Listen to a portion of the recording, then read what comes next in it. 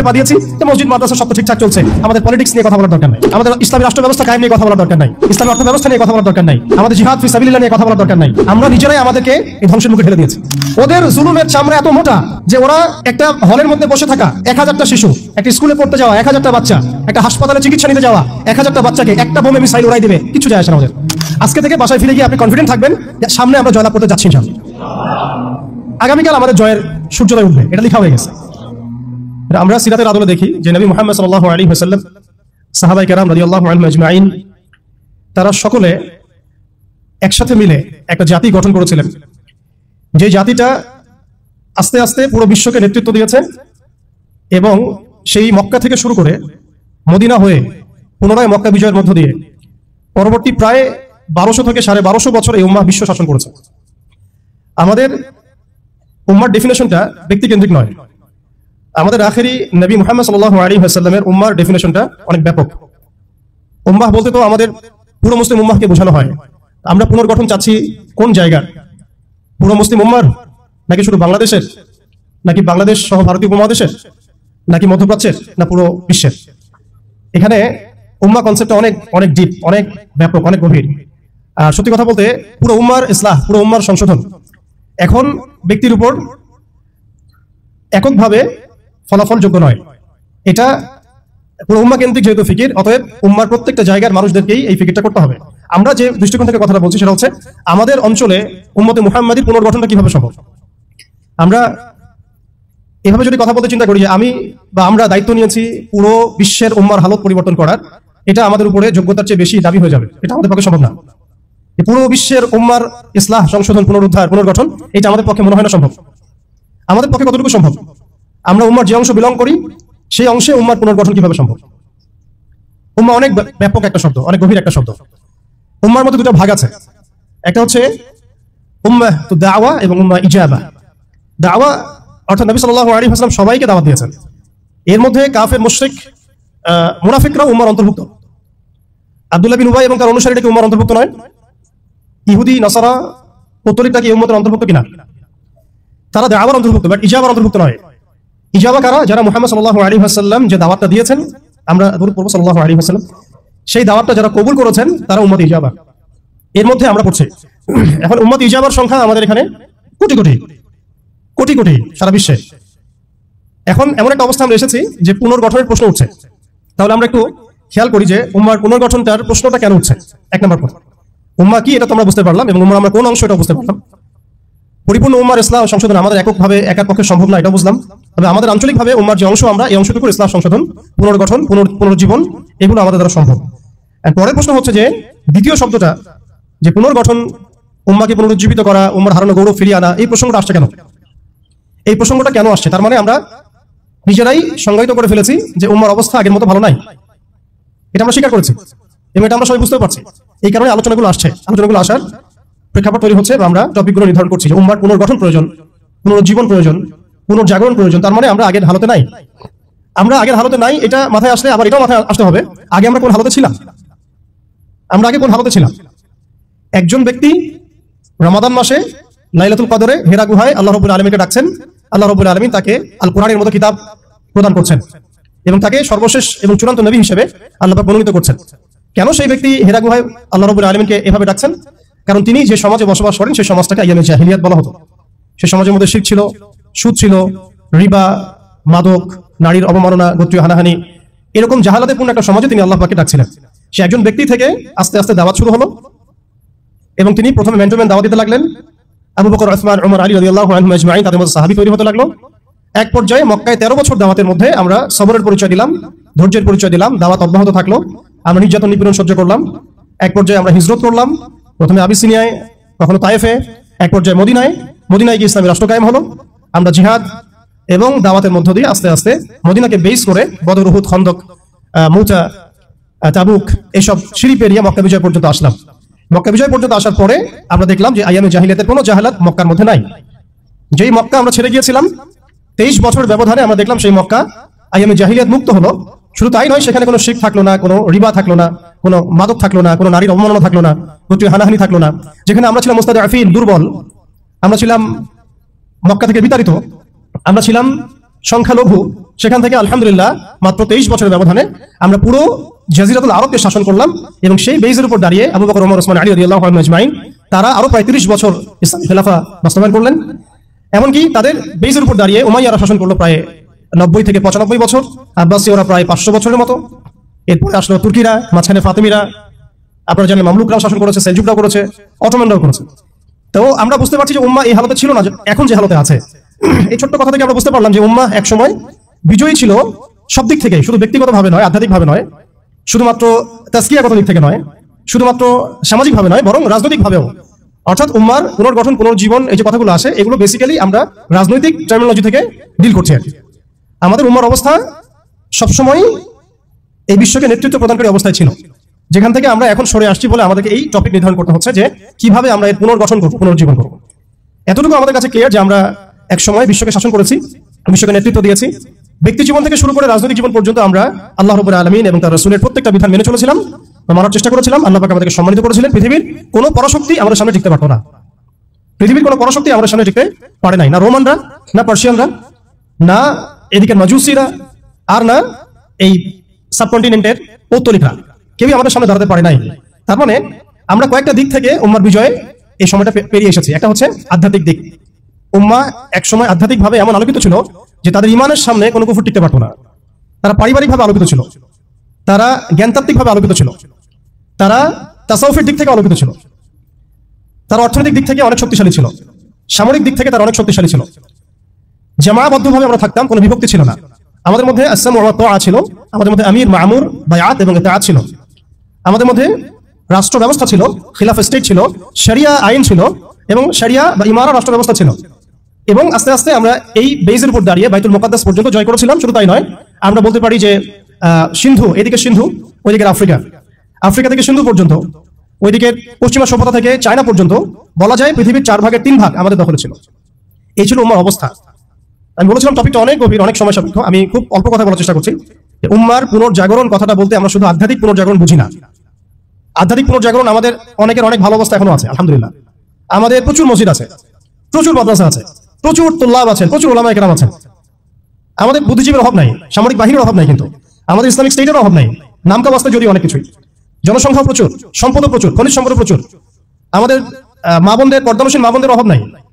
তাহলে আমরা কোন জায়গা থেকে পুনর্জাগরণের কথাটা বলছি? আসলে আমরা পুনর্জাগরণের কথাটা বলছি সামগ্রিক অর্থে, স্পেশালি রাজনৈতিক অর্থে, সামগ্রিকভাবে কিন্তু স্পেশালি রাজনৈতিকভাবে। এখন আসেন যে কিভাবে সম্ভব এই হারানো ঐতিহ্য, গৌরব ফিরিয়ে আনা। এটাই মূল কথা। আসলে আমাদের মানে অনেক আলোচনা, কিন্তু মূল কথা কিন্তু অল্প হবে। মানে আসলে কিভাবে পসিবল সেই জায়গা থেকে ফিরে আসে। এখন আচ্ছা, এখন এতক্ষণ তো বললাম আমরা কোথায় ছিলাম, এখন ওই জায়গা থেকে আমরা কোথায় আসছি এটা একটু বলি, তারপরে বুঝবেন ইনশাআল্লাহ ওই জায়গা থেকে আমরা কোথায় আসছি। আসলে এখন আমি একটু আগে বললাম যে আমাদের প্রচুর মসজিদ আছে, মাদ্রাসা আছে, সবকিছু আছে, এটা সত্য। ইসলামের স্বর্ণযুগে যতগুলো ইউনিভার্সিটি ছিল না, আমাদের ঢাকা শহরে গাজীপুরে তার চেয়ে বেশি ইউনিভার্সিটি আছে। ইসলামের স্বর্ণযুগে আমাদের জনসংখ্যা যত ছিল না, আমাদের এখন জনসংখ্যা তার চেয়ে অনেক বেশি। আমাদের মিডিয়া, প্রযুক্তি, আমাদের অস্ত্রশস্ত্র, আমাদের রাষ্ট্র, সবকিছু অনেক বেশি। কিন্তু কোন জায়গা থেকে পিছিয়ে আসছি, আমরা কোন জায়গায় আছি, এটা ডিল করতে হবে। এবং ডিলিংসটা এক্সটার্নাল অবজারভেশন দিয়ে করলে হবে না, ইন্টারনাল অবজারভেশন দিয়ে করতে হবে।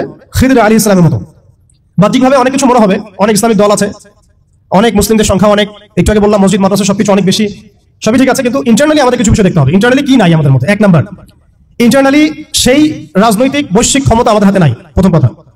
এবং এটা আমাদের জন্য লজ্জা। একটা সময় ছিল যখন আমরা এগুলো সব হাসিল করেছিলাম। প্রথমে তারা আমাদের কাছ থেকে যারা কেড়ে নিয়েছে তা হচ্ছে রাজনৈতিক ক্ষমতা। তারা আমাদের কাছ থেকে প্রথমে ব্যক্তি জীবনে ধর্মের স্বাধীনতায় হস্তক্ষেপ কেউ করেনি। কুফাররা, জায়নিস্টরা, কাফের, ফাসেক, মুশরিক, মুনাফিক, এদের যে ঐক্য জোট ছিল, তারা প্রথমে আঘাত করেছিল আমাদের খিলাফায়। তারা প্রথমে আমাদের ব্যক্তি জীবনে এসে আঘাত করেন, নামাজ পড়তে পারবা না, পর্দা করতে পারবা না, গরুর গোশত নিয়ে হাঁটতে পারবা না, দেখলে পিটায় মেরে ফেলবো, এই জায়গায় তারা আগে আঘাত করেনি আমাদেরকে। তারা আমাদেরকে সবার আগে আঘাত করেছে রাজনৈতিক জায়গায়। আমাদের খিলাফা কনসেপ্ট তারা ভেস্তে দিয়েছে, ভেঙে দিয়েছে, বাইতুল মুকাদ্দাসকে লিবারেট করেছে। এরপরে সেই খিলাফা কনসেপ্টটাকে দূর করে দিয়ে তারা 50 থেকে 57টার মতো ক্ষুদ্র ক্ষুদ্র রাষ্ট্রে আমাদেরকে বিভক্ত করে দিয়েছে। এরপরে শুধু তাই নয়, এটা তো গেল বিভক্তি, কাঁটাতারের বেড়ার, যেটাকে আমরা নাম দিয়েছি জাতীয়তাবাদ। তারা প্রথমে আমাদের মাদ্রাসাগুলো বন্ধ করে নাই, তারা ওয়াকফ বিল দিয়ে এইভাবে আমাদের মাদ্রাসা, আমাদের মসজিদ, ভূমিগুলোকে দখল করে নাই। তারা প্রথমে আমাদের রাজনৈতিক ক্ষমতাটাকে কেড়ে নিয়েছে, খিলাফা কনসেপ্টটাকে ডিস্ট্রয় করেছে। এরপরে 57টার মতো টুকরা টুকরা রাষ্ট্রে আমাদেরকে ভাগ করেছে। এরপরের অবস্থা আরো ডেঞ্জারাস। ওই রাষ্ট্রগুলোর মধ্যে তারা তাদের তাবেদার মুনাফিক শাসক বসাইছে। তাদের ধাপগুলো বুঝেন, কোন জায়গা থেকে আমরা কোন জায়গায় আসছি। তারপরে আমি অল্প কথা শেষ করবো যে সলিউশন হতে পারে কি কি, যদিও সেগুলোর বেশিরভাগই তাত্ত্বিক, প্র্যাকটিক্যাল খুব কমই হবে। আর প্র্যাকটিক্যাল কেন কম হবে? আমাদের কারণেই হবে, কারণ আমরা অনেক কিছু বুঝি কিন্তু কাজ করতে চাই না। আমরা বুঝি অনেক কিছুই, কাজ করতে বলেন কাজের বেলা নাই, বুঝার বেলা আছে। এগুলো আমরা বুঝতে আসি 100 বছর থেকেই, কেউ বুঝেও বুঝি না, কেউ দেখেও দেখি না, শুনেও শুনি না, ওইদিকে পরে আসি, হার্ডলাইনে চলে যাবো আর কি। এখন রাষ্ট্র ভাগ করার পরে আমাদেরকে জাতীয়তাবাদে বিভক্ত করা হয়েছে, এরপরে আরো মারাত্মক যে কাজটা করা হয়েছে সেটা হচ্ছে আমাদেরকে নিরস্ত্রীকরণ করা হয়েছে। আপনি আপনার রাষ্ট্রের অভ্যন্তরে নিজের ইচ্ছায় আপনি বিশ্বের মানবরাষ্ট্রগুলো তৈরি করতে পারবেন না, তারা আপনাকে আইন করে দিয়েছে, ব্যান করে দিয়েছে। তারা আমাদের রাষ্ট্র ব্যবস্থার মধ্যে ইউনাইটেড নেশনসের মতো মুসলিমদের ইউনাইটেড মুসলিম অর্গানাইজেশনগুলোকে দমন করেছে এবং সেগুলো গঠন করতে আমাদেরকে দেয় নাই, উল্টা তারা সেগুলো করেছে ঠিকই। এরপরে তারা আমাদের রাষ্ট্র ব্যবস্থাগুলোর মধ্যে ওই মুনাফিক শাসকদেরকে বসিয়ে জনগণকে শাসন করিয়েছে, এখনো করে যাচ্ছে, আগামীতেও হয়তো করে যাবে। আমরা সবই বুঝি, কিন্তু আমাদের চিন্তাগুলো কেন জানি মসজিদ পর্যন্ত সীমাবদ্ধ হয়ে যাচ্ছে। এরপরে যেটা হচ্ছে আরো মারাত্মক, ওই রাষ্ট্রগুলোর মধ্যে তারা 5টা, আমি বলি দেবতা, 5 দেবতা ঢুকিয়ে দিয়েছে। 5 দেবতা কি? আগে ছিল 4 দেবতা, লাত, উজ্জা, হুবল আর মানাত। লাত, উজ্জা, হুবল আর মানাত নিশ্চয়ই পড়েছেন আপনার সিরাতের মধ্যে। এগুলো ছিল আবু জেহেল, আবু লাহাবদের দেবতা। তারা কিন্তু এই দেবতাগুলোর পূজা করতো আল্লাহকে পাওয়ার জন্যই। তারা বলতো মা না'বুদুহুম ইল্লা লিয়ুকাররিবুনা ইলাল্লাহি যুলফা, আমরা শুধু এই কারণেই এই লাত, উজ্জা, হুবল, মানাতের ইবাদত করি যাতে তারা আমাদেরকে আল্লাহ পর্যন্ত পৌঁছে দেয়। এখনো এই 4-5টা দেবতার আমরা পূজা করছি, বাট এগুলো ভিজুয়াল না, এগুলো হচ্ছে আদর্শিক, ফিলোসফিক্যাল। যেমন একটা হচ্ছে ডেমোক্রেসি, নিতে পারবেন অনেকে কথাটা, যে ডেমোক্রেসি একটা দেবতা হয়ে গেছে এখন, ইনভিজিবল দেবতা, এটা একটা দেবতা হয়ে গেছে। কি দাড়িওয়ালা কি টুপিওয়ালা সবাই পূজা করতেছে, সুবহানাল্লাহ। মানে অবাক হয়ে যাবেন, রিপোর্ট করছে টিভিতে, আপনারা কি চান, এই গভর্নমেন্ট কয় বছর থাক, এই গভর্নমেন্ট কয় বছর থাক, আপনি কি ইলেকশন চান, আপনি কি চান না? অডিয়েন্সের সাধারণ আম জনগণের জবাব হচ্ছে না, আমরা ইলেকশন চাই না। ইলেকশন দিয়ে কি হয়, খালি এক জালেম যে আরেক জালেম আসে, আমরা এইসব ইলেকশন চাই না। আমরা চাই ভালো কোনো সরকারি ব্যবস্থা থেকে যাক আরো 10 বছর। মানে সবচেয়ে ভালো যে চিন্তাটা তাদের, সেটাও গণতন্ত্রের বাইরে যেতে পারে না। সরি, সবচেয়ে ভালো তাদের ইনসাফপূর্ণ যে চিন্তাটা মাথা থেকে আসে, সেটাও এই দেবতাগুলোর বাইরে যেতে পারে না, ওই পূজার মধ্যেই চিন্তা। আমরা চাই এরকম একটা গভর্নমেন্ট আসুক, এই পদ্ধতি থাক এবং আরো 10 বছর তারা দেশ চালাক। মানে ইসলামে যে আল্লাহ প্রদত্ত একটা রাষ্ট্র ব্যবস্থা আছে, একটা ইসলামী শাসন ব্যবস্থা আছে, এই কনসেপ্টই নাই। নামাজ পড়ছে, মাশাআল্লাহ, রোজা রাখছে, হজ উমরা সবই করছে, বাট কেন জানি পলিটিক্যালি রাষ্ট্র ব্যবস্থা, ইসলামের যে রূপরেখা আছে বা ইসলামের যে একটা সুন্নাহ আছে, নবী সাল্লাল্লাহু আলাইহি ওয়াসাল্লামের যে একটা রেখে যাওয়া উসওয়াতুল হাসানা আছে, এইটাই মানুষ মানতে পারছে না বা বুঝতে পারছে না। জাযাকাল্লাহ। আপনারা অবচেতন শব্দটার সাথে পরিচিত কিনা? একটা হচ্ছে আমরা জেনে বুঝে একটা কাজ করি, একটা হচ্ছে না জেনেও করি, অবচেতন মনে। তো এটা একটা দেবতা, ডেমোক্রেসি একটা দেবতার নাম, যেটার পূজা করছে এখন মানুষ সারা ওয়ার্ল্ডে। আরেকটা হচ্ছে এইথিজম, নাস্তিকতা। একটা হচ্ছে, আমি লিখছিলাম সকালবেলা, একটা শব্দ বের হয়েছে আর কি লিখতে লিখতে, একটা হচ্ছে ডেমোক্রেসি, একটা এইথিজম, একটা ন্যাশনালিজম, একটা কমিউনিজম, আর একটা হচ্ছে সেকুলারিজম। 5টা শব্দ বললাম আর কি। এখনকার এই বিশ্ব ব্যবস্থায় ইসলামী খেলাফতকে দূর করে দিয়ে, উম্মাকে বিভক্ত করে দিয়ে, মুনাফিক শাসকদেরকে বসিয়ে ইন্টারনালি প্রত্যেকটা রাষ্ট্রে এই 5টা দেবতা বসানো হয়েছে। ডেমোক্রেসি, এইথিজম, আর বললাম কি ন্যাশনালিজম, একটা কি বললাম কমিউনিজম এবং সেকুলারিজম, DANCS, কিছুটা ড্যান্সের মতো আর কি। আসলে এরা বিশ্বকে নাচাচ্ছেই, এরা সব মতবাদ দিয়ে বিশ্বকে নাচিয়ে বেড়াচ্ছে আর কি। তারা নিজেরা নাচে না এগুলোতে, বরং তারা এগুলোর মধ্য দিয়ে মুসলিমদেরকে নাচায়। যদিও এটা এক্স্যাক্টলি ড্যান্স শব্দটা হয় নাই, কাছাকাছি হয়েছে আর কি। এখানে D আছে, A আছে, N আছে, C এবং S আছে। এই 5টা দেবতার শেকড় যদি এই বিশ্ব থেকে উপরে ফেলা না যায়, তাহলে ইসলামী শরিয়া, ইমার এবং খেলাফা কায়েম হবে না। এবং যখন এই বিশ্বে ইনশাআল্লাহ তাআলা আগামীতে শরিয়া, ইমার এবং খেলাফা বাস্তবায়িত হবে, তখন এই 5টা দেবতার কোনোটাই বাকি থাকবে না ইনশাআল্লাহ। এই নাপাকিগুলো থেকে পবিত্র না হয়ে বা পবিত্রতা হাসিল না করে, আপনি আমি যতই একটা গ্লাসের মধ্যে মধু ঢালি, আর আপনি দুধ ঢালেন, আর কোনো শরবত ঢালেন, ওই গ্লাসটাই নাপাক। আফসোস হচ্ছে আমরা এই নাপাকিগুলো ধরতে পারছি না অনেকেই। আল্লাহ পাক আমাদেরকে ধরার এবং বোঝার তৌফিক দান করেন। এই সিস্টেমগুলো ব্যর্থ, এই মতবাদগুলো ব্যর্থ। এই মতবাদগুলো তৈরি করা হয়েছে আমাদেরকে শাসন করার জন্য, এই মতবাদগুলো আমাদেরকে গিলানো হয়েছে আমাদেরকে ডমিনেট করার জন্য, আমাদেরকে পশ্চিমাদের দাস বানানোর জন্য, জায়নিস্টদের দাস বানানোর জন্য, IMF এর কাছে লোনের হাত পাতার জন্য, কোনো ডিসিশন নেওয়ার আগে, রাষ্ট্রের কোনো ডিসিশন নেওয়ার আগে ইউনাইটেড নেশনসের কাছে এই দীক্ষার ঝুলি পেতে দেওয়ার জন্য, আমাদের চোখের সামনে আমাদের ভাই বোনদেরকে নির্মমভাবে হত্যা করলেও আমরা টু শব্দ করতে পারবো না এই জন্য। ইভেন আমাদের দেশের 99% মানুষও যদি শরিয়া চায়, তবুও রাষ্ট্র ব্যবস্থা এটা চাইবে না, কারণ রাষ্ট্র ব্যবস্থা এই তন্ত্রমন্ত্রগুলো দ্বারা দীক্ষিত। এর মধ্যে আরো আছে মানবরচিত সংবিধান, আরো আছে মানবরচিত বিচার ব্যবস্থা, আরো আছে আল্লাহর হালালকে হারাম করে ফেলা, আল্লাহর হারামকে হালাল করে নেওয়া, পুরো একটা তাগুতি এবং কুফরি সিস্টেম আমাদেরকে দেওয়া হয়েছে। কোন জায়গা থেকে? খেলাফা অ্যাবলিশ করার পর থেকে। আমরা কোথায় ছিলাম এটা আমাদেরকে বুঝতে হবে। এখনকার প্রবলেম কি সেটাও বুঝতে হবে, ক্রাইসিস গুলো, তারপরে আসতে হবে সলিউশন কোথায়। এগুলো ক্রাইসিস। তারপরে ডেমোক্রেসি দিয়ে কি করা হচ্ছে এটা আপনারা অনেকে জানেন, কিন্তু অনেকে আবার বুঝেন না। এটা দিয়ে আল্লাহর হালালকে হারাম করা যায়, আল্লাহর হারামকে হালাল করা যায়। এটা দিয়ে আল্লাহর জমিনে মানুষের শাসন কায়েম করা যায়। এটার ধোয়া তুলে যে কোনো মুসলিম কান্ট্রি আক্রমণ করা যায়। আরব বসন্তের ধোয়া তুলে কি করা হয়েছে আমরা দেখি নাই? আমরা দেখেছি। এগুলো দিয়ে আমাদেরকে জাতিসংঘের দাস বানানো হয়েছে। জাতিসংঘের দাস বানানো হয়েছে, সিম্পল। জাতিসংঘ ফাংশন করা হয়েছিল যাতে যাতে পশ্চিমারা, স্পেশালি জায়নিস্টরা বাইতুল মুকাদ্দাসকে লিবারেট করতে পারে, এবং তারা সেটা করেছে। এখন এটা এক্সিস্টেন্ট কেন আছে? কারণ তারা এখন পর্যন্ত মালহামা লঞ্চ করে নাই। তারা এর মধ্য দিয়ে মালহামা লঞ্চ করবে ইনশাআল্লাহ, দেখে নিন। এটা কেন করা হয়েছে? রাখা হয়েছে এই কারণে যাতে প্রত্যেকটা মুসলিম কান্ট্রি ধরে ধরে একেবারে রক্তের নদী বা সমুদ্র বইয়ে দেওয়া যায়, কিন্তু আমরা কোনো ডিসিশন নেওয়ার আগে ওর দিকে তাকিয়ে থাকবো। আমাদের বাড়ির পাশেও যদি কাল আপনি দেখেন মুসলিমদেরকে জবাই করা হচ্ছে, যেটা শুরু হয়ে গেছে অলরেডি, আপনি এখন প্রতিবাদ করার জন্য জাতিসংঘের মুখোপেক্ষী। ইভেন আমরা দেখলাম প্যালেস্টাইনের পক্ষে কথা বলার জন্য নাকি মানুষ এখন জাতিসংঘের কাছে দ্বারস্থ হচ্ছে। কি হাস্যকর বিষয়! যারা এই সমস্ত সমস্যার মূল কেন্দ্র, তাদের কাছে আমরা সাহায্যের হাত পাচ্ছি। অথচ আমরা নামাজে বলছি ইয়াকা না'বুদু ওয়া ইয়াকা নাস্তাঈন, আল্লাহ আমরা শুধু তোমারই ইবাদত করি, তোমার কাছেই সাহায্য চাই। অথচ পলিটিক্যালি আমরা আল্লাহর সাহায্য নিতে চাচ্ছি না। আল্লাহর সাহায্য তো আল্লাহর আইন, আল্লাহর বিধান, শরিয়া, ইমার এবং খেলাফা। অনেক কথা ভাই, কথা বলতে গেলে রাত শেষ হয়ে যাবে আর কি আজকে। এখন আপনাদের ধৈর্য যদি ঘটাবো না। এখন কথা হচ্ছে, এই একটা তন্ত্র আমাদেরকে এমন ভাবে নেক্সট স্রোতে ধোঁকা খাওয়াচ্ছে যে এই তন্ত্রের বেড়াজালে যারাই পড়েছে তারাই কখনো খিলাফা কনসেপ্টের দিকে আসতে পারে নাই, কখনো পসিবল হয় নাই। যত দাড়ি টুপি নিয়ে গিয়েছেন কখনো পসিবল হয় নাই। এটা প্রমাণিত, এটা বিগত 100 বছরের হিস্ট্রি থেকে প্রমাণিত। এইটা দিয়ে মন্দের ভালো কিছু প্রতিবাদ করা যেতে পারে, কিন্তু ওই প্রতিবাদে পশ্চিমাদের কিছু যায় আসে না।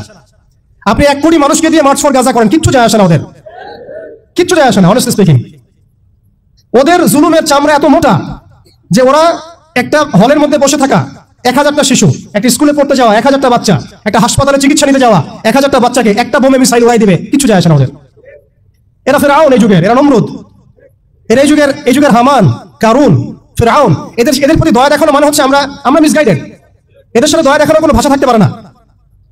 এদের সাথে দয়া দেখানোর কোনো ভাষা আমাদের থাকতে পারে না। এদের সাথে ভাষা একটাই হতে পারে, সেটা জিহাদের ভাষা, কিতালের ভাষা। এই বিষয়গুলো স্পষ্ট করে আপনাকে গণতন্ত্র বলতে দিবে না। এই বিষয়গুলো স্পষ্ট করে আপনাকে সেকুলারিজম বলতে দিবে না, কমিউনিজম বলতে দিবে না, এথিজম বলতে দিবে না, এবং এই ডেমোক্রেসি বলতে দিবে না। তাহলে এই তন্ত্রমন্ত্রগুলো দেওয়া হয়েছে আমাদেরকে তাদের দাস বানানোর জন্য, তাদেরকে আমাদের অধীনে আনার জন্য নয়। এই জিনিসটা আমরা বুঝতে অনেক সময় ভুল করেছি, এখনো ভুল করছি। আমি খালি প্রশ্ন করতে চাই যে আর কতদিন ভুল করবো আমরা? আল্লাহ পাক আমাদের চোখ খুলে দেন, মনের চোখ। আল্লাহ পাক আমাদের কলমের চোখ খুলে দেন। আপনি 20টা আসন পাইতে পারেন হাইয়েস্ট, 5টা আসন পাইতে পারেন হাইয়েস্ট, ওখানে আপনি দাস হয়ে থাকবেন। আপনি 20টা আসন নিয়ে পার্লামেন্টে দাস হয়ে থাকবেন। 20টা আসন নিয়ে আপনি বলতে পারবেন না যে এটা হালাল, এটা হারাম, এটা জায়েজ, এটা না জায়েজ, এটা করতে হবে, এটা করতে হবে না। আর যদি আপনি বলেনও, আপনার কথা কেউ শুনবেও না। কারণ মেজরিটি শুড বি গ্রান্টেড, তাদের মূল নীতি হচ্ছে এটা। সংখ্যাগরিষ্ঠ মানুষ যা বলবে তাই হক। আগামীকাল সংখ্যাগরিষ্ঠ মানুষ বাংলাদেশে বলবে নাউযুবিল্লাহি মিন যালিক, যে এই বিবাহিত ধর্ষণের বিচার করা হোক, নাউযুবিল্লাহ, আর ওই পতিতালয়ে গিয়ে সময় কাটানো, নাউযুবিল্লাহি মিন যালিক, এটাকে প্রমোট করা হোক, শ্রমিকের অধিকার দেওয়া হোক। আগামীকাল মানুষ বলবে এলজিবিটি লাইসেন্স দেওয়া হোক। আগামীকাল মানুষ বলবে ট্রান্সজেন্ডারকে বাধ্যতামূলক করা হোক, আইন করা হোক। আপনি 20টা আসন নিয়ে কিচ্ছু করতে পারবেন না। বিকজ এই সিস্টেমটা দাঁড়িয়ে আছে এমন একটা বালির ঢিবির উপরে, যার উপরে কোনো ঘোড়া দাঁড়াতে পারে না। এই সিস্টেমটা দাঁড়িয়ে আছে এমন একটা ভঙ্গুর মাটির উপরে, যার উপরে আপনি কোনো প্রাসাদ নির্মাণ করা সম্ভব নয়। মাটিটাই তো ভঙ্গুর। তো এই আদর্শিক এই মতবাদগুলো দিয়ে তারা আমাদের খিলাফাটাকে ডিস্ট্রয় করে দিয়েছিল। আজকে থেকে 100 বছর হয়ে গেছে। আজকে 100 বছর পরে এসে আমি এগুলো নিয়ে কথা বলছি, আমরা এগুলো নিয়ে কথা বলছি। তো মাশাআল্লাহ, এটা ভালো। আমি এই ব্যাপারে আশাবাদী যে মাশাআল্লাহ বাংলাদেশের তরুণ প্রজন্ম এখন বুঝতে শিখছে, আলহামদুলিল্লাহ। এবং আমরা যদি এইভাবে দাওয়াতের মেহনত অব্যাহত রাখতে পারি, ইনশাআল্লাহ তাআলা, অন্যদের 20 বছর লাগলে আমাদের 2 বছর লাগবে ইনশাআল্লাহ। আমি কাজের ব্যাপারে পরে আসছি, একটু সময় নেব আপনাদের কাছে। এরপরে তারা যেটা করেছে, হালতটা বুঝেন। এরপরে তারা আমাদের ইয়াং জেনারেশনকে টার্গেট করেছে, কয়েকটা জেনারেশনকে টার্গেট করেছে তারা। একটা হচ্ছে ওলামায়ে কেরাম শ্রেণী, একটা হচ্ছে পলিটিশিয়ান, একটা হচ্ছে তরুণ প্রজন্ম, একটা মেয়েরা, একটা বাচ্চারা। খেয়াল করে দেখেন, আমাদের পলিটিশিয়ানদেরকে তারা টার্গেট করে কি করেছিল? তাদেরকে ক্ষমতার লোভ দিয়ে ঈমান হারা করেছে, এবং আল্লাহর জমিনে মুসলমান নামধারী শাসকদেরকে দিয়েই আল্লাহ বিরোধী আইন বাস্তবায়ন করেছে। এটা কারা করিয়েছে? আপনি যদি বলেন দাজ্জাল কে এসে করে দিয়ে গেছে, না। বলেন দাজ্জাল কে এসে করে দিয়ে গেছে, না। কে করেছে? নামধারী মুসলিম শাসকরাই করেছে। এবং তারা বলেছে জনগণ এটাই চায়। দেখেন, শাসকদেরকে তারা ক্ষমতা দিয়ে তাদের বসে নিয়ে আসছে, দুনিয়াবী স্বার্থ দিয়ে বসে নিয়ে আসছে। ওলামায়ে কেরামদের একটা শ্রেণীকে তারা কিভাবে বসে নিয়ে আসছে? মসজিদ করে দিব, মাদ্রাসা করে দিব, সবকিছু সাপোর্ট আমরা দিব, রাষ্ট্র নিয়ে, অর্থনীতি নিয়ে, সমাজনীতি নিয়ে আপনারা কথা বলতে আইসেন না। এই টোপ তারা গিলেছেন অনেকেই। এইটুকু তারা অনেকে গিলেছেন, এবং গেলার পর একটা পর্যায়ে কি হয়েছে, ভারত জাজল্যমান দৃষ্টান্ত আমাদের সামনে। ভারত আমাদের সামনে জাজল্যমান দৃষ্টান্ত। যখন আল্লামা আবুল হাসান আলী নাদভী রহমতুল্লাহি আলাইহি বলেছিলেন যে ইতিহাসের এমন কিছু সন্ধিক্ষণ আসে যখন রাজনৈতিক বিচক্ষণতার অভাবে মুসলিমরা যদি এমন কোন সিদ্ধান্ত নেয় যে সিদ্ধান্তটা যুগোপযোগী না, তাহলে সেই একটা সিদ্ধান্ত উম্মাকে 100 বছর পিছায় দেয়। আপনারা পড়ে দেখেন ওই বইটা, মুসলিমদের পতনে বিশ্ব কি হারালো, বইটা পড়ে দেখেন। ঠিক আমরা দেখুন, আমরা মনে করছি আমরা একটা ইসলামিক রাষ্ট্র, আমরা একটা রাষ্ট্রে আছি, এই রাষ্ট্রের হিন্দু গভর্নমেন্ট, কোনো সমস্যার কিছু নাই, তারা আমাদেরকে মসজিদ দিয়েছে, মাদ্রাসা দিয়েছে, সবকিছু ঠিকঠাক চলছে। হঠাৎ দেখা গেল যে উগ্রপন্থী কিছু হিন্দু এসে সব সিজ করে ফেললো, এবং দিয়ে দুপুরে তারা এখন মানুষকে কুপিয়ে হত্যা করছে, পিটিয়ে হত্যা করছে, বাড়ি ঘর ভেঙে ফেলছে, মসজিদ ভেঙে ফেলছে, মাদ্রাসা সিলগালা করে দিচ্ছে। কোথায় গেল আমার খানকা, কোথায় গেল আমার মসজিদ, কোথায় গেল আমার মাদ্রাসা, কোথায় গেল আমার জনগণ, কোথায় গেল আমার মায়ের সম্মান, সব চলে গেল। কিসের হবে? রাজনৈতিক ক্ষমতার হবে। অর্থাৎ রাজনৈতিক দৃষ্টি এবং দর্শন বিবর্জিত কোনো দাওয়াত কখনো চূড়ান্ত সাফল্য আনতে পারবে না। আমরা অনেকেই পশ্চিমাদের টোপে পা দিয়েছি যে মসজিদ মাদ্রাসা সব তো ঠিকঠাক চলছে, আমাদের পলিটিক্স নিয়ে কথা বলার দরকার নাই, আমাদের ইসলামী রাষ্ট্র ব্যবস্থা কায়েম নিয়ে কথা বলার দরকার নাই, ইসলামী অর্থ ব্যবস্থা নিয়ে কথা বলার দরকার নাই, আমাদের জিহাদ ফি সাবিলিল্লাহ নিয়ে কথা বলার দরকার নাই। আমরা নিজেরাই আমাদেরকে এই ধ্বংসের মুখে ঠেলে দিয়েছি। এরপর আরো সমস্যা, তারা আমাদের ইয়াংদেরকে টার্গেট করেছিল। দেখেন ইয়াংদেরকে টার্গেট করে কত মেহনত তারা করেছে। মেয়েদেরকে ফ্রি অ্যাক্সেস দিয়ে দিয়েছে, ফ্রি মিক্সিং, বাচ্চা থেকে শুরু করে একদম চাকরি লেভেল পর্যন্ত জেনা করাচ্ছে ফ্রি, পর্নোগ্রাফি ফ্রি, আপনার চরিত্র হনন করার যা যা এলিমেন্টস আছে সব তো ফ্রি, সব ফ্রি। আর মেয়েদেরকে বেপর্দা করে বাইরে নিয়ে আসছে, বাচ্চাদেরকে ছোটবেলা থেকে মাথা নষ্ট করার যা যা এলিমেন্ট সব দিয়ে দিচ্ছে, খাবারে ভেজাল মিশাচ্ছে, আমাদের ভাইদেরকে বিয়ে কঠিন করে ফেলছে, জেনা সহজ করে ফেলছে। কি করে নাই তারা? শিক্ষা ব্যবস্থা থেকে ইসলাম উঠে দিচ্ছে। আপনি সারা জীবন পড়াশোনা করেন, দেখেন আপনি 20টা সূরা শিখতে পারেন কিনা, ফরজে আইন শিখতে পারেন কিনা। একটা একটা করে ডিপার্টমেন্ট ধরে ধরে তারা কাজ করেছে। এর উপর আবার অর্থ ব্যবস্থা ওদের হাতে নিয়ে নিয়েছে, ওয়ার্ল্ড ব্যাংক দিয়ে, IMF দিয়ে, ফেডারেল রিজার্ভ দিয়ে। এতে করে পুরো বিশ্বের ইকোনমিক মোরাল তারা হয়ে গেছে। এখন আমি একটা স্বাধীন দেশে বসবাস করলেও অর্থনৈতিকভাবে আমরা স্বাবলম্বী হতে পারি না, দ্বারস্থ হতে হয়, বাণিজ্য হতে দ্বারস্থ হতে হচ্ছে, ব্যবসায়ী হতে হচ্ছে, ফাইন্যান্সে হতে হচ্ছে। এমনকি আমাদের যে একটা সম্পদ ছিল পকেটে রাখা যেত, গোল্ড কয়েন এবং সিলভার দিরহাম, ওইটা পর্যন্ত তারা অ্যাবলিশ করে দিল, দিয়ে আপনাকে আমাকে ডিজিট ভরাই দিল, দিয়ে আমাদের টাকাগুলো সিজ করে ফেললো। এবং এগুলো যদি মুহূর্তের মধ্যে কলাপস করে যায়, আপনি কিছু করতেও পারবেন না, বিকজ এগুলোর নিয়ন্ত্রণ আপনার হাতে নাই, ইভেন একটা রাষ্ট্রের সেন্ট্রাল ব্যাংকের হাতেও নাই। শুধু তাই না, আমাদের ইসলামিক কারেন্সি তো বিলুপ্ত করলোই, উল্টা আপনাকে সুদ ধরাই দিল, সুদের লেনদেন কারবার, সুদভিত্তিক অর্থ ব্যবস্থা।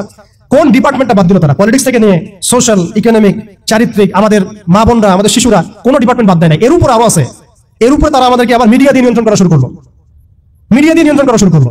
আমার এখনো মনে আছে যেদিন আমাকে ঘুম থেকে ছেড়ে দেওয়া হয়, আজকে খোলামেলা বলছে এগুলো, আস্তে আস্তে সবই বলে দেবো ইনশাআল্লাহ।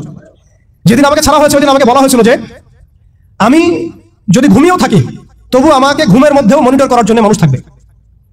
রাস্তাঘাটে যাওয়া তো বহু দূরের কথা, বয়ান দেওয়া তো বহু দূরের কথা, মাহফিল করা তো বহু দূরের কথা, দাওয়াতের কাজ করা বহু দূরের কথা, মিম্বরে দাঁড়ানো বহু দূরের কথা। তুমি আমাদের চোখের মধ্যে থাকবা যখন তুমি ঘুমের মধ্যে থাকবা। তো এটা আমরা তখন শিখেছি যে মানুষের প্রাইভেট লাইফ বলতে কিছু বাকি রাখে নাই তারা।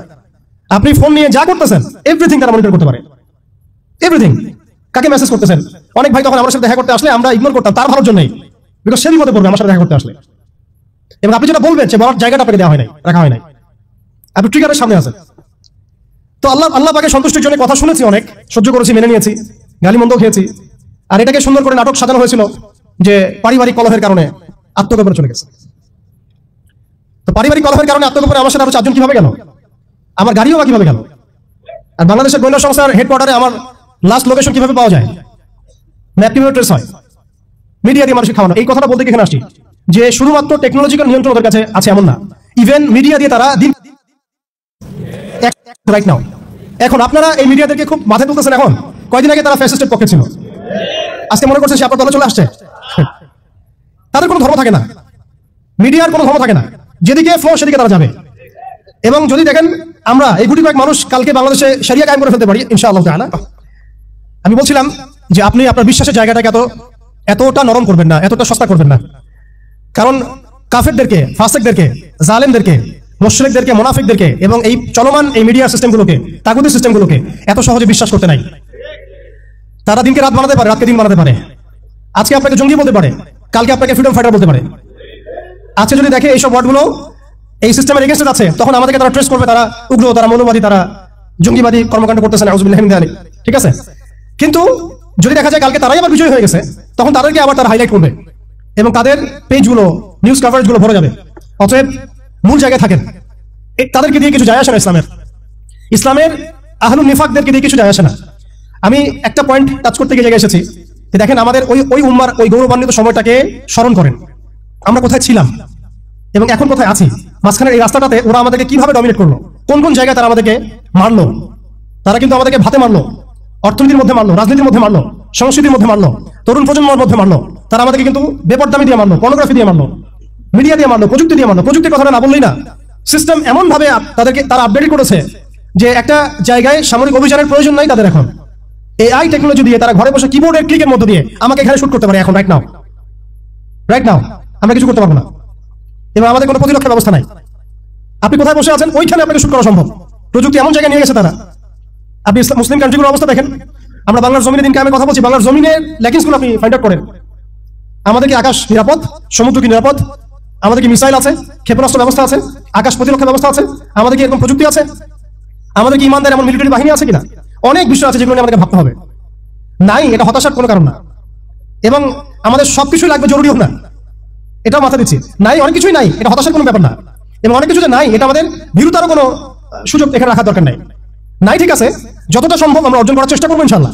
কিন্তু যদি নাও হয় 100%, তবুও আমাদের ভয় পাওয়ার কোনো কারণ নাই, কারণ আমাদের সাহায্য আসবে আল্লাহর পক্ষ থেকে, আমাদের সাহায্য আসবে আল্লাহর পক্ষ থেকে ইনশাআল্লাহ। এবং আপনারা এই আয়াতটা জানেন যে কাম মিন ফিআতিন কলিলাতিন গালাবাত ফিআতান কাসীরাতান বিইذنিল্লাহ। কত ক্ষুদ্র ক্ষুদ্র দল এই পৃথিবী থেকে চলে গেছে যারা বড় বড় দলের উপর বিজয় লাভ করেছিল আল্লাহর সাহায্যে। অতএব এটা আমি বলছি যাতে আমরা একটা যুগের সাথে তাল মেলাতে পারি, অন্ততপক্ষে কিছু প্রস্তুতি আমাদের থাকা দরকার। ব্যাপারটা তো এমন নয় যে আমরা গেলাম, জায়নামাজে দাঁড়ালাম, দোয়া করলাম, যুদ্ধে জয়লাভ করলাম। এভাবে কিন্তু যুদ্ধ জয় হয় নাই।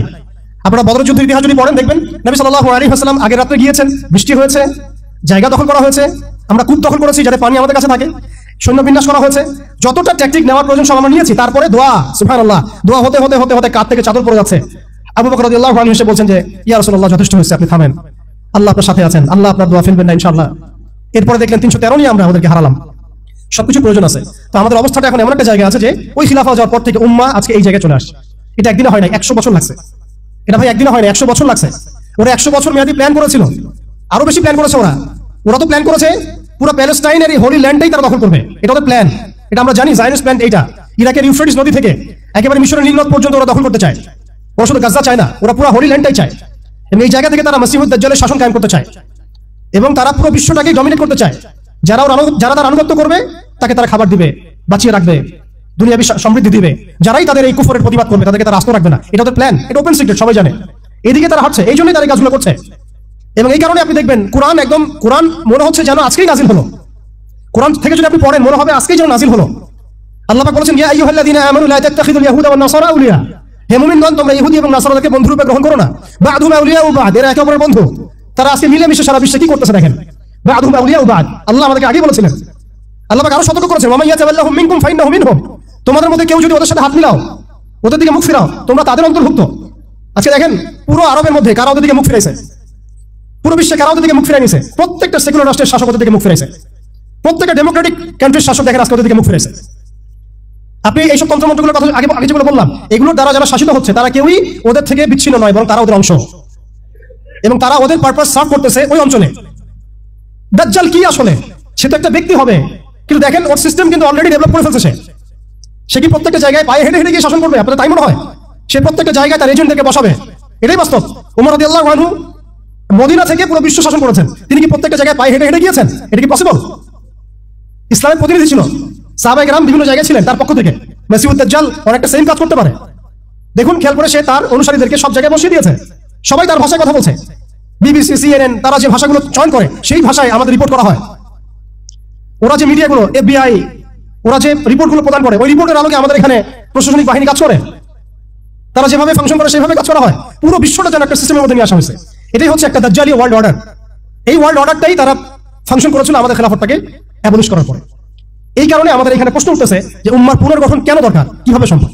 আগে আমাদেরকে বুঝতে হবে যে কোন জায়গায় আমরা চলে আসছি, কোন জায়গা থেকে। এখন কি আমাদের ইচ্ছা হচ্ছে না যে আমরা কোন জায়গায় ছিলাম? এখন কি আমাদের খারাপ লাগছে না যে আমরা আসলে কোন জায়গায় ছিলাম, আজকে কোন জায়গায় আছি? অনেস্টলি স্পিকিং আপনি বলেন, আজকে যদি গাজায় 1000টা শিশুকে হত্যা করে, আমি কি করতে পারবো? আমরা কি বুঝতে পারছি আমরা কোন জায়গায় আসছি?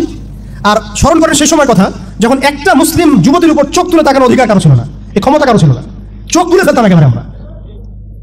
ঘরের ভিতরে যদি বাইরে থেকে কেউ তাকাতো অন্যায় ভাবে, চোখ উপড়ায় ফেলতাম আমরা। একটা মুসলিম রমণীর সম্ভ্রমহানি করা হয়েছিল এই সাবকন্টিনেন্টে, এই সিন্ধুতে, মনে আছে আপনাদের? তার সম্ভ্রমের জন্য, তার সম্ভ্রম বাঁচানোর জন্য পুরা মুহাম্মদ বিন কাসিমের জাইশ আসছে। আমি কি চিন্তা করতে পারছি আমরা কোন জায়গায় ছিলাম? আজকে আপনি দেখলেন রেলে একটা মেয়ে যাচ্ছে ইন্ডিয়াতে, তার নিকাব খুলে ফেলা হলে কিছু করতে পারলো না। ওরা জোরে জোরে বলছে বল বল জয় শ্রীরাম বল, তারপর ছাড়বে নাউজুবিল্লাহি মিন যালিক, বল জয় শ্রীরাম তারপর ছাড়বো তোকে, বল মোদিজি কি জয় তারপর ছাড়বো তোকে। চিন্তা করছেন আমরা কোন জায়গায় আসছি? আমাদের কি ভারতে মসজিদের অভাব আছে, মাদ্রাসার অভাব আছে? ভারতে কি মুসলমানদের সংখ্যার অভাব? তাহলে কেন এই জায়গায় আসলো? একটাই কারণ, রাজনৈতিক শক্তি না থাকলে উম্মার অবস্থাই হয়। রাজনৈতিক শক্তি, হ্যাঁ রাজনৈতিক শক্তি হচ্ছে এখন আমাদের মূল লক্ষ্য হওয়া দরকার। একটা অঞ্চলে ইসলামী ইমারা শরিয়া কায়েম করার জন্য 100% মানুষের 100% পরিপূর্ণ মুসলিম হওয়া শর্ত না, জি, বরং একটা অঞ্চলের মানুষের মধ্যে যদি মুসলিমের মানুষও একদম খালেস মুখলেস হয়, মুত্তাকি হয়, পরহেজগার হয়, ইমানদার হয়, একদম সিরাতের আদলে সব সুন্নাহগুলো মেনে চলে, ওই গুটি কয়েক মানুষের দ্বারা ইনশাআল্লাহ একটা বড় অঞ্চলে খেলাফত প্রতিষ্ঠা করা সম্ভব। আমি একটা এক্সাম্পল দিচ্ছি, আমি আমার আউট অফ হেডস কথা বলছি না। মদিনার রাষ্ট্র যখন কায়েম হচ্ছে, আমাদের কি মনে হয় মদিনার 100% মানুষই মুসলিম হয়েছিল? কখনোই না। মদিনায় আনসার সাহাবী তারা মুসলিম ছিলেন, আওস ও খাজ্জাজ গোত্রে হিজরত করে গিয়েছেন মুহাজির সাহাবীরা, এতটুকু ইসলাম, এতটুকু মুসলিম আমাদের। বাকি বহু অংশ মুনাফিক, আব্দুল্লাহ বিন উবাইর অনুসারী, আর বড় বড় 3টা গোত্র আছে ইহুদিদের, বনু কুরাইজার, বনু কাইনুকার, বনু নাজিরের, খায়বার ইহুদিরা আছে, পত্তলিকরা আছে, কিছু নাসারাও আছে আশেপাশে। তারপরেও সেখানে ইসলামী রাষ্ট্র কায়েম হয়েছে। এই শর্তটা যারা জুড়ে দিচ্ছেন এটা ঠিক হচ্ছে না, যে একদম 100% মানুষের ইসলাম না হওয়া পর্যন্ত আমাদের এখানে ইসলামী শরিয়া কায়েম করা যাবে না, এই কনসেপ্ট ঠিক না। বরং আপনি দেখেন, একটু খেয়াল করে দেখেন, একটা এক্সাম্পল দিই, জুলাই অভ্যুত্থান, ঠিক আছে? এই সময় মাঠে ময়দানে ছিল সব মিলায় ধরেন 20% মানুষ এই বাংলাদেশের, বাকি 80% মানুষ ঘরে ছিল, আজও ঘরে আছে, শরিয়া কায়েম হলেও ঘরেই থাকবে। আপনি খেয়াল করে দেখেন, তাদের কিছু যায় আসে না, তারা যেভাবে ছিল সেভাবে আছে। আগে ছিল একটা শাসন, তাদের কাছে মনে হচ্ছে এখন আরেকটা শাসন আসবে। তাদের চিন্তা এতটুকু, চিন্তার লিমিটেশন এতটুকুই, একজন গেছে আরেকজন আসবে, একটা গুদ গেছে আরেকটা গুদ আসবে, মদের বোতল চেঞ্জ হবে, মদ সেম থাকবে, ওদের চিন্তাটা এমনই। তো এত আমাদের কঠোর চিন্তার প্রয়োজন নাই যে 100% মানুষ মুসলমান পরিপূর্ণ না হওয়া পর্যন্ত শরিয়া কায়েম হবে না। আমি এই পয়েন্টটাতে একটু সময় নিয়ে নিলাম। দেখেন ভারতের অবস্থাটা আমাদেরকে খুব পীড়া দিচ্ছে, ভারতের অবস্থা আমাদেরকে অনেক পীড়া দিচ্ছে না? এটা দেওয়ার পরেও কিন্তু আমি কিছু করতে পারছি না। এটা যদি আল্লাহ না করুক, আল্লাহ না করুক যদি এটা বাংলাদেশে হয়, আল্লাহ না করুক এটা যদি বাংলাদেশে হয়, তখন আপনার ফতোয়া কি হবে, আমাদের ফতোয়া কি হবে, এটা আমাদের এখন স্পষ্ট করা উচিত। এবং যেটার আশঙ্কা আমরা করি সেটার প্রিপারেশন কেন আমরা নিব না? যেটার আশঙ্কা আমরা করি বা যেটা আমরা বুঝতে পারছি এটা হতেই পারে, অসম্ভব কিছু না, তাহলে তার প্রিপারেশন আমরা কেন রাখবো না? এটা আমার প্রশ্ন আর কি। ভারতের মুসলিমরা কি কখনো ভেবেছিল আজকে থেকে 10 বছর আগে এমনটা হবে? ওয়াকফ বিলের মাধ্যমে আমাদের সব সম্পত্তি তারা গ্রাস করে ফেলবে, কেউ কি ভাবছে? আচ্ছা আমাকে একটা প্রশ্ন উত্তর দেন, আগামীকাল যদি দারুল উলুম দেওবন্দ তারা দখল করে ফেলে, বলেন আগামীকাল যদি তারা বলে দারুল উলুম দেওবন্দ আমাদের, এখান থেকে বের হওয়ার সময় কি করবেন আপনারা? না আমরা কি করবো? ফতোয়া কি আসবে? কোন স্ট্রং ফতোয়া আসবে কিনা? সেটাকে প্রতিহত করার জন্য আমাদের জীবন দেওয়ার প্রশ্ন আসবে কিনা? এটাই তো কথা। যদি হ্যাঁ হয়, তাহলে আজকে আমরা ভারতের মুসলমানদেরকে মৃত্যুর হাতে ছেড়ে দিচ্ছি কিভাবে? আর যদি না হয় তাহলে কিছু বলার নাই। মানে আমাদের সামনে রাস্তা তো দুইটা, হয় তাদের সামনে, আমাদের বলতে আমি তাদেরকে আমাদের অন্তর্ভুক্ত করে বোঝাচ্ছি, তাদের সামনে রাস্তা দুইটা, হয় এখন তাদের মার খেয়ে মরবে, জিল্লতির সাথে থুতু চাটাচ্ছে তারা রাস্তায়, আমাদের মুসলিম ভাই থেকে তারা থুতু চাটাচ্ছে রাস্তায়, মেয়েদেরকে নগ্ন করতেছে, বাড়িঘর জ্বালাই দিচ্ছে, মসজিদ ভেঙে দিচ্ছে, মাদ্রাসা দখল করতেছে, গরুর গোশত নিয়ে গেলে পিঠায় মেরে ফেলতেছে, বাবার সামনে মেয়েকে ধর্ষণ করতেছে, সবচেয়ে বড় কথা আমাদের নিরাপরাধ ভাইদেরকে তারা একটা ইস্যু ক্রিয়েট করে হত্যা করতেছে। এটা একটা জেনোসাইড, গাজার মতোই একটা অবস্থা তারা সৃষ্টি করছে ভারতে, কাশ্মীরে। কথা হচ্ছে তাদের সামনে অপশন কয়টা? হয় তারা এই জিল্লতিগুলো সহ্য করে এভাবে লাঞ্ছনার মৃত্যু মরবে, অথবা প্রতিহত করে শাহাদাতের মর্যাদায় মারা যাবে, শহীদ হবে। এর বাইরে কোনো রাস্তা আছে কিনা? এখন আমরা যদি আমাদের পার্শ্ববর্তী অঞ্চল সম্পর্কে সচেতন থাকি, তাহলে আমাদের অভ্যন্তরীণ বিষয়গুলো সম্পর্কে আমাদের সচেতন থাকা উচিত কি উচিত না? আমাদের উম্মার ফিকির অনেক গভীর, এই জন্য আমি বলেছিলাম শুরুতে অনেক কথা আছে। আসেন একটু শেষ করি, অনেক লম্বা হয়ে যাবে আপনাদের। প্রিয় ভাইরা, অবস্থাটা শুধুমাত্র আধ্যাত্মিক না, মানে ক্রাইসিসটা একটু বুঝেন, ক্রাইসিসটা শুধুমাত্র ইমানের ক্রাইসিস না, ক্রাইসিসটা শুধুমাত্র আমাদের সংখ্যার না, মানে আমাদের মসজিদের মাদ্রাসার না, আমাদের শুধু মিডিয়া নিয়ে সমস্যা না, শুধু প্রযুক্তি নিয়ে সমস্যা না, আমাদের ইন টোটাল ব্যক্তি জীবন থেকে নিয়ে পলিটিক্যাল সিস্টেম পর্যন্ত প্রত্যেকটা ডিপার্টমেন্টেই আমাদের উম্মাগত সমস্যা। তার মধ্যে সবচেয়ে বড় জায়গাটাই হচ্ছে আমরা আমাদের ওই রাজনৈতিক সে ক্ষমতা ওইটা হারাই ফেলছে। আল্লাহ পাক আমাদের সবাইকে উম্মার সেই হারানো জায়গায় ফিরে যাওয়ার তৌফিক দান করেন। এখন তো প্রশ্ন একটা আসতেছে যে এটা কি পসিবল কিনা, এটা পসিবল কিনা সেটা আমি না বলে হাদিস থেকে বলি। রাসূলুল্লাহ সাল্লাল্লাহু আলাইহি ওয়াসাল্লাম আখিরুজ জামানের হাদিসগুলোর মধ্যে অনেকগুলো হাদিস, এগুলোর মধ্যে ইরশাদ করেছেন। আমি কয়েকটা সামারি বলছি খালি। এই বাইতুল মুকাদ্দাস যেটা আমরা দেখছি, ইনশাআল্লাহ এই বাইতুল মুকাদ্দাস যেটা আমরা দেখছি, এখান থেকে ইনশাআল্লাহ তাআলা ইসলামী খেলাফা কায়েম হবে, এটা ভবিষ্যতে লেখা হয়ে গেছে। মালহামা হবে, এটা লেখা হয়ে গেছে। এবং মুসলিমদের একটা বড় অংশ শহীদ হবে, এটাও লেখা হয়ে গেছে। মুসলিমদের একটা অংশ এই যুদ্ধে জয়লাভ করবে, এটাও লেখা হয়ে গেছে। ঈসা আলাইহিস সালামের হাতে 40 বছর ইসলামী খেলাফা কায়েম হবে, এটাও লেখা হয়ে গেছে। তাহলে এই বিষয়ে যাদের মধ্যে কনফিউশন আছে যে ইসলাম কি আবার সে আগের জায়গায় যাবে, উম্মাহ কি আবার হারানো ওই জায়গায় ফিরে পাবে, এই কনফিউশনটা আগে দূর করতে হবে। আজকে থেকে বাসায় ফিরে গিয়ে আপনি কনফিডেন্ট থাকবেন যে সামনে আমরা জয়লাভ করতে যাচ্ছি ইনশাআল্লাহ। আগামীকাল আমাদের জয়ের সূর্যোদয় উঠবে, এটা লেখা হয়ে গেছে। এটা যাদের মধ্যে পড়াশোনা নাই, ইলম নাই, যারা দুনিয়াদার, যারা এই সব তন্ত্রের মধ্যে ধোকায় পড়ে আছে, তাদেরকে বললে তারা হাসতে পারে, এমনকি পশ্চিমা সভ্যতা, Zionist movement, United Nations, NATO, FBI এরা সবাই হাসতে পারে যে এগুলো হবে। ওরা এগুলোকে ওই যে আসাতিরুল আউয়ালিন বলতে পারে, যেমনটা কাফেররা বলতো, প্রাচীন ইতি কথা, এগুলো বলতে পারে। কিন্তু এটা মুহাম্মদ সাল্লাল্লাহু আলাইহি ওয়াসাল্লামের পবিত্র জবানের ভবিষ্যৎবাণী, কেউ ঠেকাতে পারবে না ইনশাআল্লাহ। অতএব এখন যেহেতু আমরা আমাদের গন্তব্যটা জানি, এই জায়গায় আমরা যাবো ইনশাআল্লাহ, অতীতটাও জানছি কোথায় ছিলাম, মাঝখানে কিভাবে আমরা এই জায়গায় আসলাম সেটাও জানলাম। এখন 2 মিনিটে আমি শুরু বলতে চাচ্ছি যে কোন কাজগুলো আমরা করতে হবে, আমাদেরকে করতে হবে। এটা আজকে একটু মেমোরাইজ করার চেষ্টা করতে হবে। ফার্স্ট অফ অল ভাই, ব্যক্তি থেকে শুরু হয়। আপনি আমি আজকে থেকে চিন্তা করবো, একটু ধৈর্য ধরেন, জাস্ট 5 মিনিট। আপনি আমি আজকে থেকে চিন্তা করবো যে আমরা পৃথিবীতে বেঁচে আছি কি জন্য, বলেন আমাদের বেঁচে থাকার কারণটা কি? আপনি আমি পৃথিবীতে বেঁচে আছি কেন? আল্লাহ পাক আমাকে আপনাকে হায়াতে রাখছেন কেন? 2টা কাজ আমাদের। যত কিছু আমাদের আশেপাশে ঘুরতেছে, স্ত্রী, সন্তান, ব্যবসা বাণিজ্য, চাকরি বাকরি, এইটা সেটা, এগুলো সবই গৌণ। আমাদের মুখ্য কাজ 2টা, আল্লাহর ইবাদত করা, তার জমিনে তার দিন কায়েম করা। বাকি সবকিছু এর আওতাভুক্ত। ইবাদতের মধ্যে এটা কাউন্ট হবে, আমার সন্তানের প্রতি পালন, স্ত্রী ভরণ পোষণ, সব ঠিক আছে, কিন্তু আমার মূল কাজ 2টা। এক, আমি ওয়া মা খালাকুল জিন্না ওয়াল ইনসা ইল্লা লিয়াবুদুন, এর উপর আমল করব। আরেকটা আমি শুরুতে বলেছিলাম, ইন্নাল্লাহা লা ইউগাইয়িরু মা বিকওমিন হাত্তা ইউগাইয়িরু মা বিআনফুসিহিম। আল্লাহ পাক কোন কওমের অবস্থা ততক্ষণ পর্যন্ত পরিবর্তন করেন না যতক্ষণ সেই কওম তাদের নিজেদের অবস্থা পরিবর্তনের ফিকির না করে, চেষ্টা না করে। অতএব শুরুটা ব্যক্তি থেকে হবে। আমরা সবাই নিয়াত করতে পারি ইনশাআল্লাহ যে আমরা আমাদের আগামী পুরো জীবনটা শুধু এক আল্লাহর জন্য ঢেলে দেব ইনশাআল্লাহ। আমাদের সব কাজ হবে আল্লাহর সন্তুষ্টির জন্য। মৌলিক কাজ হবে 2টা, আল্লাহর ইবাদত করা এবং তার জমিনে তার দিন কায়েমের চেষ্টা করা। 2 নাম্বার হচ্ছে ভাই, পরিপূর্ণ ইসলামে প্রবেশ করতে হবে। আংশিক ইসলাম প্র্যাকটিস করলে এখন আর চলবে না, অনেক হয়েছে। ওয়াজ তো শুনতেছেন 10 বছর থেকে।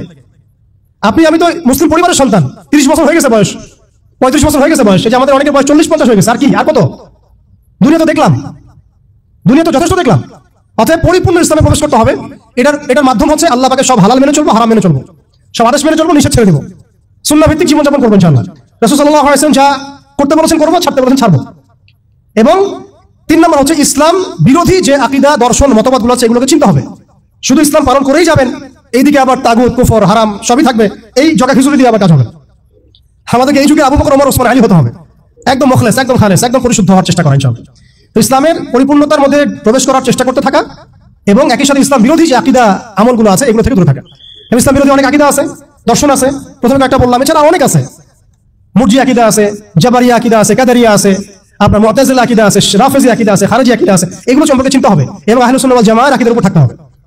এর সাথে এই যে পশ্চিমা তন্ত্রমন্ত্র দর্শনের যে ফিতনাগুলো, এগুলো থেকে দূরে থাকতে হবে, আমলগত ফিতনাগুলো থেকে দূরে থাকতে হবে, সুদ থেকে, ঘুষ থেকে, দুর্নীতি থেকে, জিনা থেকে, ব্যভিচার থেকে, যত রকম কবিরা গুনাহ আছে এগুলো ছাড়তে হবে ভাই। আল্লাহ পাক অপবিত্র কাঁধে আল্লাহ দিনের আমানত দিবেন না, অপবিত্র কলবে আল্লাহ পাকে দিনের আমানত দিবেন না। সো ভিতর বাহির পরিষ্কার করতে হবে, আল্লাহ পাক তৌফিক দান করেন। 4 নম্বর হচ্ছে অবশ্যই মাথার উপরে আমাদের উলামা ইকরামদেরকে রাখতে হবে। উলামা বিবর্জিত কোনো জেনারেশন কখনো সফল হতে পারবে না, অতএব উলামা ইকরামদেরকে আমাদের মাথার উপরে রাখতে হবে, এই সহবতটা আমাদের লাগবেই। 5 নম্বর হচ্ছে ভাই, হারাম খাওয়া যাবে না, হালাল খাইতে হবে। কোন অবস্থায় আমরা যেন হারামে লিপ্ত না হয়, যত রকম হারাম আছে সব ছাড়তে হবে, ছেড়ে হালালে থাকতে হবে। না খেয়ে থাকবো তাও হারাম খাবো না, না খেয়ে থাকবো তাও হারাম খাবো, এই চিন্তা আমাদের থাকতে হবে। 6 নম্বর, আমার আপনার জীবনের লক্ষ্য ফিক্স করে ফেলেন। আজকে জীবনের লক্ষ্যটাকে ফিক্স করে ফেলেন, আপনি আসলে দুনিয়াতে কি চাই, কি করতে আসছি, আমাদের কাজটা কি, এইটা যদি ফিক্স করতে পারি, কাজ আমাদের মাশাআল্লাহ 50% হয়ে গেছে। 7 নম্বর হচ্ছে আমাদের পারিবারিক কাঠামোগুলোকে ঠিকঠাক ভাবে গড়ে তোলার চেষ্টা করা ইসলামিক আদর্শে। যদি একেবারেই পসিবল না হয়, সেক্ষেত্রে আমাদের সামনে সাহাবীদের মিসাল আছে, বহু সাহাবী পরিবার থেকে সেই সাপোর্টটা পান নাই যেটা প্রত্যাশা করে মানুষ, অনেক নবীও পান নাই, অনেক ক্ষেত্রে দেখা গেছে আসহাবুল কাহফের মিসাল আমাদের সামনে আছে। তো আমরা চেষ্টা করতে থাকবো, এরপরে যদি সবকিছু আমাদের অনুকূলে না থাকে, এটা আল্লাহর হাতে ছেড়ে দিতে হবে। 8 নম্বর হচ্ছে, এটা খুব জরুরি, আর 2-3টা মিনিট।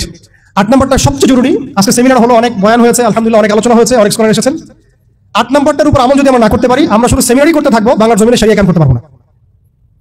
আমি একটু খোলামেলা বলে দিই, আর কি রাগ করেন না। 8 নম্বর যদি আমরা বাস্তবায়ন করতে না পারি, আমরা এভাবে সেমিনারই করতে থাকবো, মাহফিল করতে থাকবো, আমরা এভাবে মসজিদ মাদ্রাসা সব খেদমত চলতে থাকবে, সব ঠিক আছে, কিন্তু শরিয়া ইমারত দিকে আমরা যেতে পারবো না। যেটা না হলে আমরা আবার পশ্চিমাদের দাসত্ব থেকে মুক্ত হতে পারবো না, স্বাধীন হতে পারবো না। মাজলুমদের সাহায্য করতে পারবো না, মুস্তাদআফিনদের পাশে দাঁড়াতে পারবো না।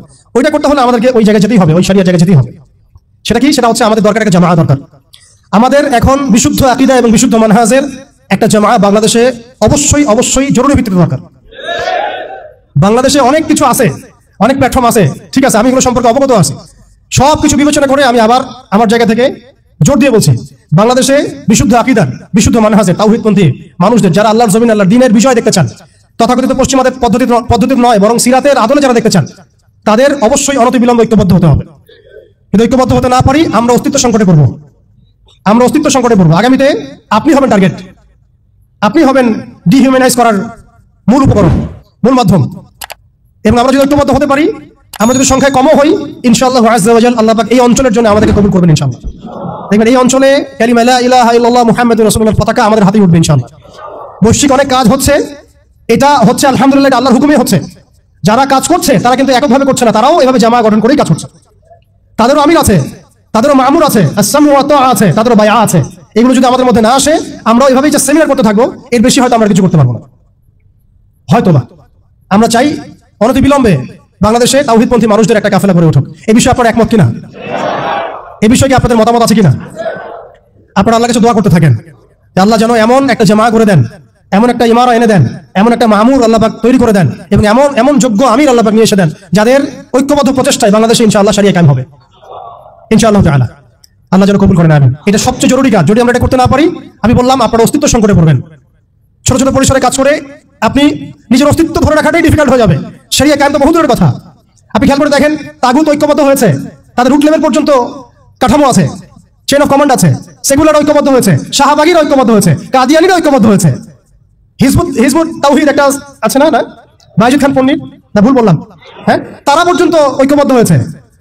আর শিয়ারা ঐক্যবদ্ধ হয়ে যাচ্ছে, খ্রিস্টান মিশনারিরা ঐক্যবদ্ধ হয়ে যাচ্ছে, এনজিওর ঐক্যবদ্ধ হয়ে যাচ্ছে। আপনি দেখেন ফ্যাসিস্টরা ঐক্যবদ্ধ ছিল, এখনো আরেক তাগুত যারা ক্ষমতা আসার জন্য উঠে পড়ে লাগছে, তারা ঐক্যবদ্ধ হয়ে যাচ্ছে। সবাই যদি ঐক্যবদ্ধ হয়, তাহলে আমরা কেন হবো না? আমরা কিসের অপেক্ষায় বসে আছি? উম্মার পুনরুত্থান যদি আমরা দেখতে চাই, পুনর্জাগরণ দেখতে চাই, এবং এই অঞ্চলে যদি আমরা উম্মাকে সেই বিজয়ী বেশে দেখতে চাই, তাহলে আমাদেরকেই আল্লাহর কালিমার পতাকা তুলে নিতে হবে ইনশাআল্লাহ। যখন কালিমার পতাকা পড়ে যায়, তখন আকবারই উঠে নেওয়া লাগে। এখন কালিমার পতাকা তো সিলসিলায় সিলসিলায় আমার হাতে কেউ তুলে দেয় নাই, দিচ্ছে না, পড়ে গেছে পতাকা নিচে। আপনি কি করবেন? উঠাতে হবে আমাকে এখন। আল্লাহ পাক সে ওঠানোর মতো হাত আমাদেরকে দান করেন, সেরকম যোগ্য প্ল্যাটফর্ম দান করেন, যোগ্য ইমারা দান করেন, যোগ্য শুরা দান করেন, যোগ্য আমির দান করেন, আমাদেরকেও যোগ্য মামুর হওয়ার তৌফিক দান করেন। আপনারা বিশ্বাস করেন, যদি এভাবে আমরা বেশি না 5 থেকে 10টা বছর কাজ করতে পারি, ইনশাআল্লাহ শরিয়া কায়েম হোক না হোক, এমন একটা জেনারেশন আমরা রেখে যাবো ইনশাআল্লাহ বাংলাদেশে, যারা এই জমিনে আল্লাহর দিন কায়েম করেই ছাড়বে ইনশাআল্লাহ। এটা আমি কোনো চাপাবাজি করতেছি না, আর এটা কোনো আবেগের কথা না।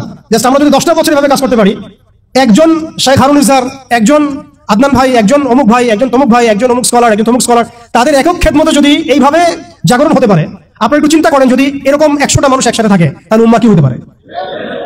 অতএব আপনারা এই উদ্যোগগুলো হাতে নেন, আপনারা পুশ করেন, আপনারা এগুলো আওয়াজ তুলেন। ইনশাআল্লাহ তাআলা আল্লাহ রাব্বুল আলামিন আপনাদের মধ্যে ইখলাস থাকলে আল্লাহ পাক জামাআ এনে দিবেন ইনশাআল্লাহ।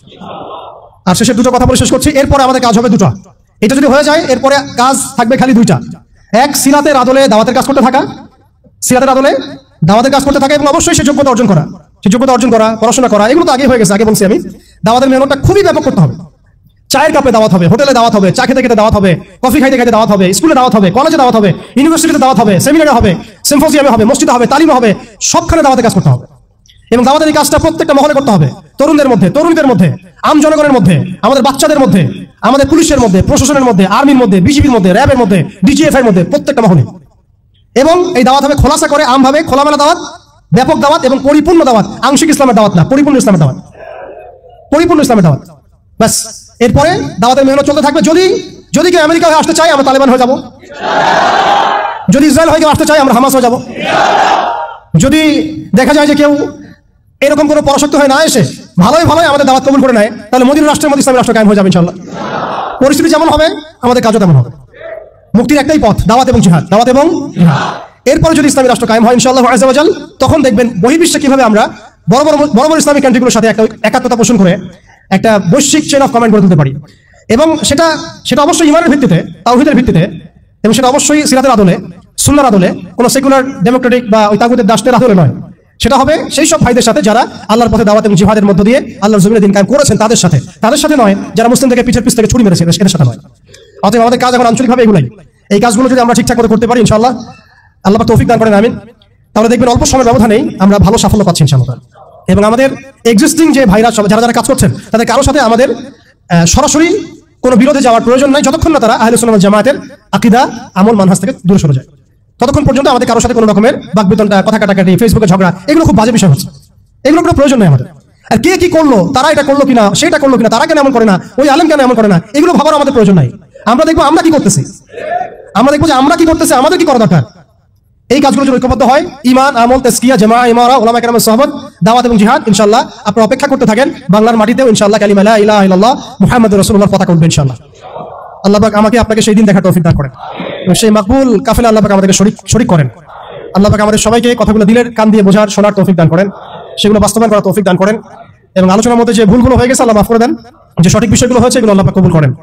এবং আপনাদের প্রতি যে উদাত্ত আহ্বান আমরা রাখলাম, এই আহ্বানটুকু নিয়ে সবাই যার যার মতো করে ফিকির করি। ইনশাআল্লাহ অনতিবিলম্বে বাংলাদেশের মধ্যে এমন কিছু পজিটিভ বিষয় হতে পারে যেটা ইনশাআল্লাহ তাআলা আগামীতে বাংলাদেশের দাওয়াতের ক্ষেত্রে, দ্বীনের ক্ষেত্রে রূপরেখা পরিবর্তন করে দেবে ইনশাআল্লাহ তাআলা। সুবহানাকাল্লাহুম্মা ওয়া বিহামদিক, আশহাদু আল্লা ইলাহা ইল্লা আনতা, আস্তাগফিরুকা ওয়া আতুবু ইলাইক।